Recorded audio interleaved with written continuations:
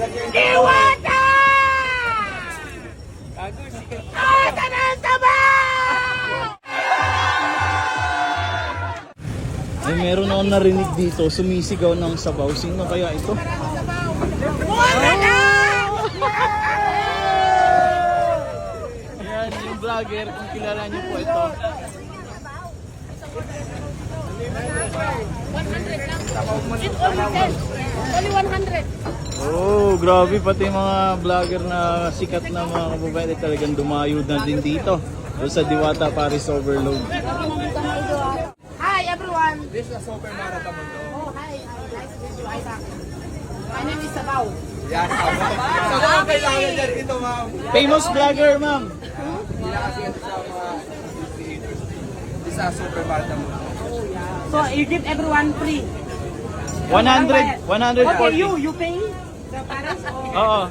Only chicken and Paris overload. oh, Paris. First 100. But the queue is very long. I think everyone is gutom ako eh. Pero lahat go.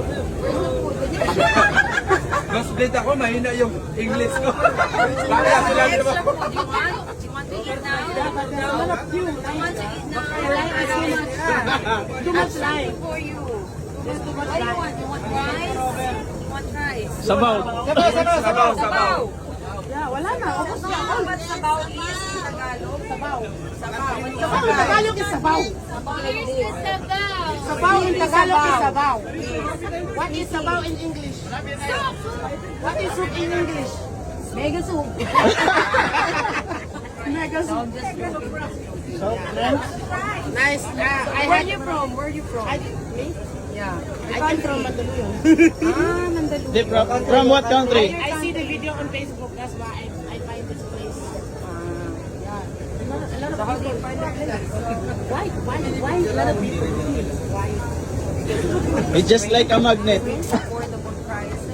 Then you know, Filipino like together. That's the So essence everything of here it, is family. you know? Yeah. Everybody here, they treat each other like a family. It's a Filipino tradition. It's a Filipino culture, you know. When you eat with your family, it's like you build a good relationship with each other. That's why. Yeah. So who is gonna be my family now? Me? Wala akong family. Why? dito. Why are you looking for somebody? I'm here. You already finished eating before I go here. Oh.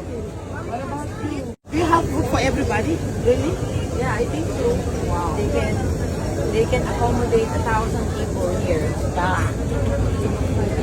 This is nice, huh? So this is your first time here, right? I saw my friend post on the video, then I asked him what's the address.